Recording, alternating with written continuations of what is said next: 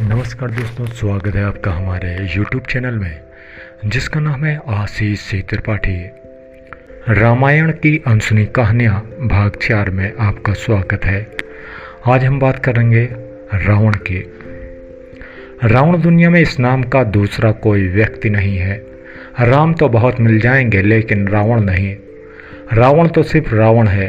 राजाधिराज लंकाधिपति महाराज रावण को दशानन भी कहते हैं कि रावण लंका का तमिल राजा था। सभी ग्रंथों को छोड़कर वाल्मीकि द्वारा लिखित रामायण महाकाव्य में रावण का सबसे प्रामाणिक इतिहास मिलता है। रावण एक कुशल राजनीतिक सेनापति और वास्तुकला का मर्मज्ञ होने के साथ साथ तत्वज्ञानी तथा बहुविद्याओं का जानकार था।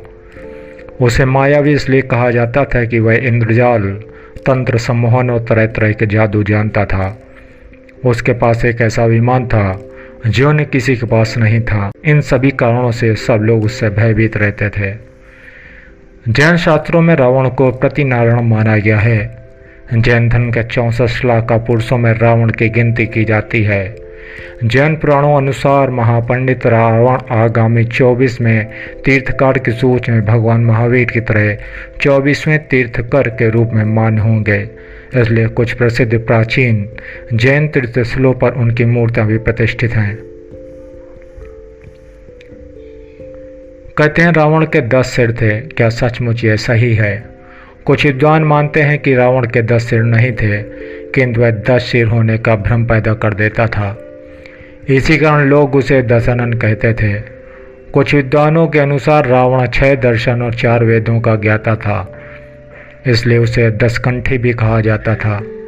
दशकंठी कहे जाने के कारण प्रचलन में उसके 10 सिर मान लिए गए।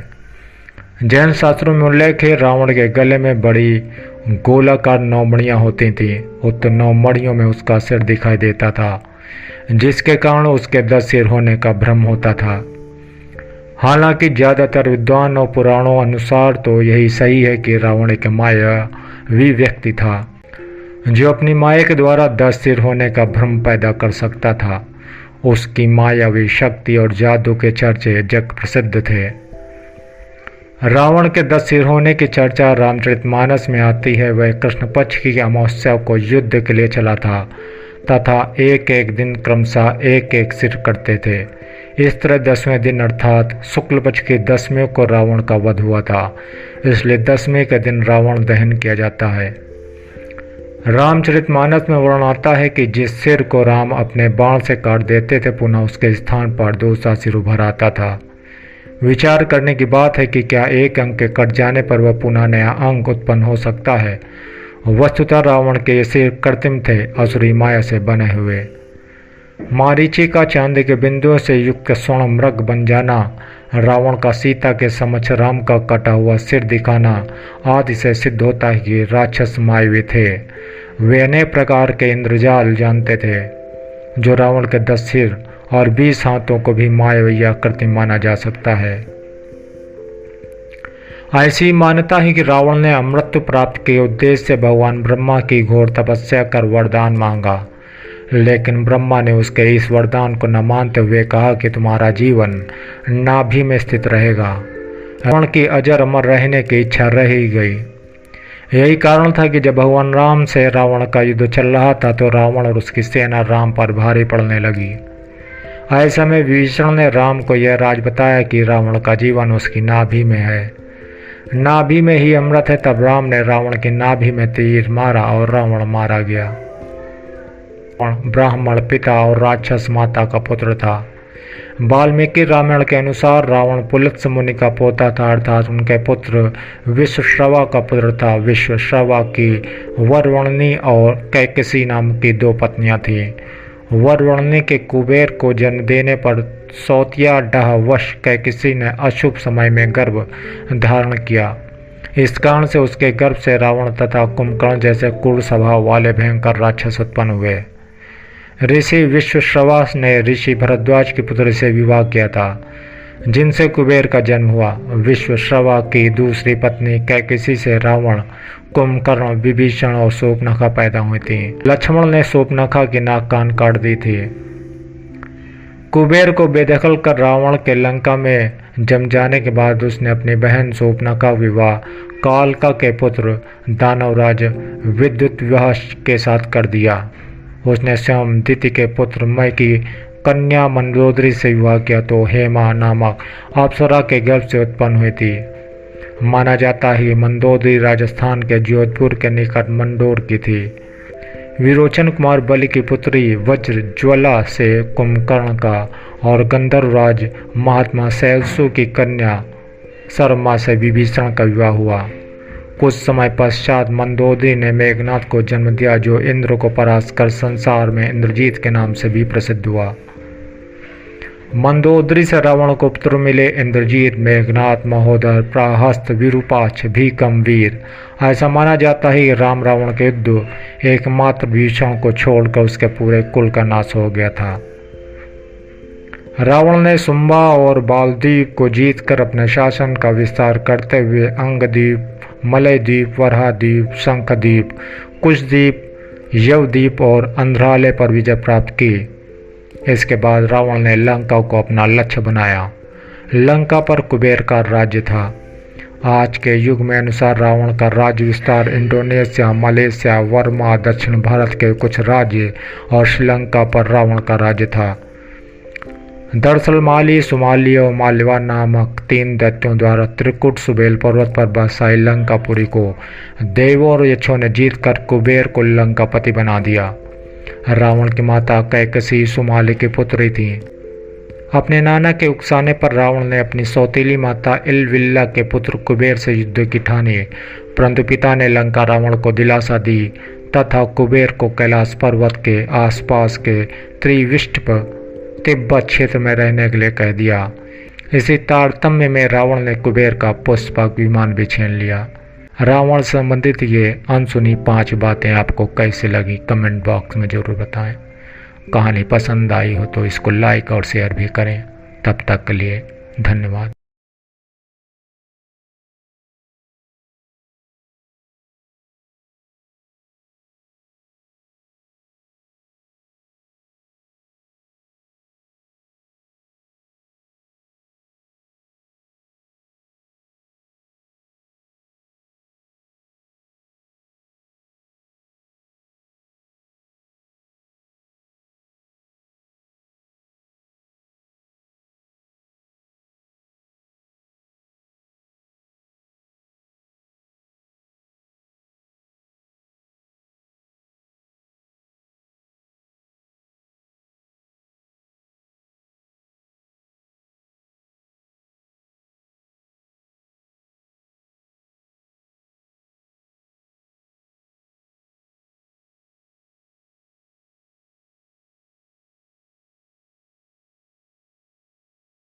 इस पवित्र ग्रंथ में 24,000 श्लोक, 500 उपखंड तथा 7 कांड हैं। दूसरा ग्रंथ गोस्वामी तुलसीदास द्वारा रचित है, जिसका नाम है श्री रामचरितमानस। इसमें महर्षि वाल्मीकि की रामायण को सबसे सटीक और प्रामाणिक माना जाता है। लेकिन श्री राम के बारे में कुछ ऐसी बातें हैं जिनका विवरण श्री रामचरितमानस या अन्य रामायण में नहीं मिलता। इनका विस्तृत विवरण केवल वाल्मीकि कृत रामायण में है। रामायण के अनुसार राजा दशरथ ने पुत्र प्राप्ति के लिए पुत्रेष्टि यज्ञ करवाया था। इस यज्ञ को मुख्य रूप से ऋषि श्रेष्ठ श्रृंग ने संपन्न किया था। श्रेष्ठ श्रृंग के पिता का नाम महर्षि विफांडक था। एक दिन जब वे नदी में स्नान कर रहे थे, तब नदी में उनका वीरपात हो गया। उस जल को एक हिरणी ने पी लिया, जिसके फलस्वरूप ऋषि ऋष्यशृंग का जन्म हुआ था। हिंदू धर्म में 33 करोड़ देवी देवताओं की मान्यता है, जबकि रामायण के अरण्य कांड के 14वें सर्ग के 14वें श्लोक में सिर्फ 33 देवता ही बताए गए हैं।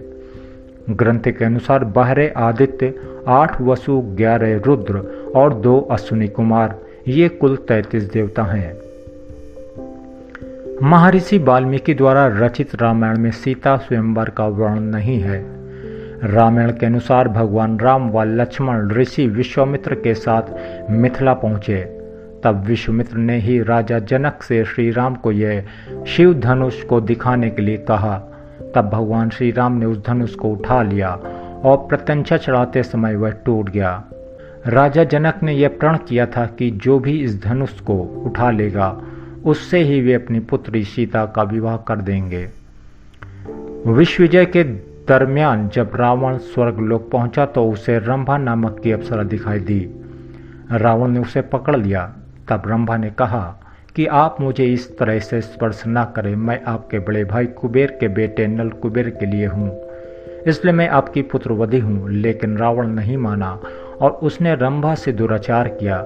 यह बात जब नल कुबेर को पता चली तो उसने रावण को श्राप दिया कि आज के बाद रावण बिना किसी स्त्री की इच्छा के उसे स्पर्श करेगा तो उसके सिर के 100 टुकड़े हो जाएंगे। जिस समय भगवान श्री राम वनवास गए उस समय उनकी आयु लगभग 27 वर्ष थी। राजा दशरथ श्री राम को वनवास नहीं भेजना चाहते थे, लेकिन वे वचनबद्ध थे। जब श्री राम को रोकने का कोई उपाय नहीं सूझा तो उन्होंने श्री राम से यह तक कह दिया कि हे राम, तुम मुझे बंदी बनाकर स्वयं राजा बन जाओ। प्रभु राम के भाई लक्ष्मण ने रावण की बहन शूर्पणखा के नाक कान काट जाने से क्रोधित होकर ही रावण ने सीता का हरण किया था। लेकिन स्वयं शूर्पणखा ने भी रावण का सर्वनाश होने का श्राप दिया था। दरअसल शूर्पणखा के पति का नाम विद्युतजिह्व था, जो कालके नाम के राजा का सेनापति था। रावण जब विश्व युद्ध पर निकला तो कालके से उसका युद्ध हुआ। उस युद्ध में रावण ने विद्युतजिह्व का वध कर दिया। तब शूर्पणखा ने मन ही मन में रावण को श्राप दिया कि मेरे ही कारण तेरा सर्वनाश होगा। जिस दिन रावण सीता का हरण कर अपनी अशोक वाटिका में गलाया, उसी रात को भगवान ब्रह्मा के कहने पर देवराज इंद्र माता सीता के लिए खीर लेकर आए। पहले देवराज ने अशोक वाटिका में उपस्थित सभी राक्षसों को मोहित कर सुला दिया। उसके बाद माता सीता को खीर अर्पित की, जिसके खाने से सीता की भूख प्यास शांत हो गई। सीता हरण करते समय जटायु नामक गिद्ध ने रावण को रोकने का प्रयास किया था। रामायण के अनुसार जटायु के पिता अरुण हैं। ये अरुण ही भगवान सूर्यदेव के रथ के सारथी हैं। जब भगवान राम और लक्ष्मण वन में सीता की खोज कर रहे थे उस समय कबंध नामक राक्षस का प्रभु राम लक्ष्मण ने वध कर दिया। वास्तव में कबंध एक शाप के कारण राक्षस बन गया था। जब श्री राम ने उसके शरीर को अग्नि में समर्पित किया तो वह शाप से मुक्त हो गया। कबंध ने श्री राम को सुग्रीव से मित्रता करने के लिए कहा था। जब काफी समय तक राम रावण का युद्ध चलता रहा तब अगस्त्य मुनि ने श्री राम के आदित्य हृदय स्तोत्र का पाठ करने को कहा, जिसके प्रभाव से भगवान श्री राम ने रावण का वध किया। ऐसी ही कुछ रोचक जानकारियों को लेकर हम आपके साथ कल फिर उपस्थित होंगे। तब तक के लिए नमस्कार। चैनल को लाइक करें, सब्सक्राइब करें और पोस्ट को पसंद आने पर शेयर भी करें। नमस्कार।